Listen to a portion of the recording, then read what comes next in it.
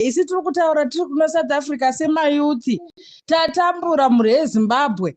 Hazvirevi kuti isu kuuya ikoko hatidi, tinoda kuuya asi hatichazivi kuti zvinhu izvi zvichabudirira here kana kuti hazvibudiriri. But chishuure chedu chachiri chekubudirira semayuthi tatambura.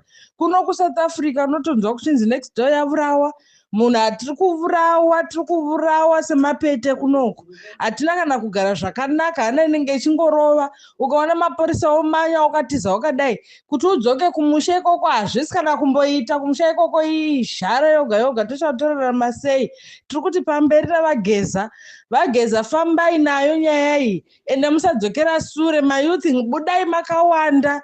Isu hangu handidi kureva nhema handikwanisi kuuya yebhazi chaicho handidorina, asi chishuviro nehama dzangu dziri ikoko dzati dzinobuda. Saka ndiri kungoti mhuri yeZimbabwe, budai neuwandu hwenyu mhuri yeZimbabwe.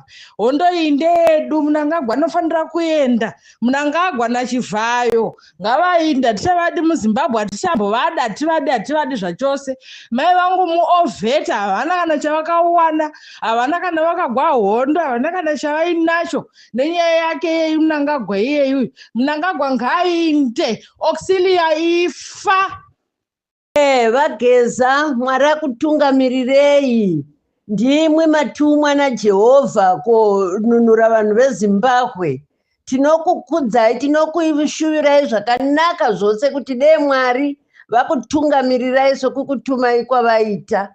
Chivonai hezvi tiri mudondo, tiri kuSouth Africa. Hapana chatinoita, asi munhu unokura ari mumusha make. Asi unodzingwa nenhamo kuti uve rombe, ugare uchisuka ndiro dzavanhu, dzavamwe vanana, iwe uri munhu wakasvika. Izvezvi dzimwe chembere tinongotarisa muno muSouth Africa dzinokhora, vazukuru vanokhora, nechikafu chiiko. Asi isu tongonochembera tisina kumboravira kana chimari chomuhurumende yeZimbabwe. Kana yaipiwa vanhu mari iyi, kwaisarudziwa memba dzacho dzopiwa mari, isu tisingapiwi. Vageza, ndinoti Mwari ngaakutungamirire zijaya, ugwe hondo yako isvike pakuguma, ubetsegwe navamwe vako vasadzokera sure.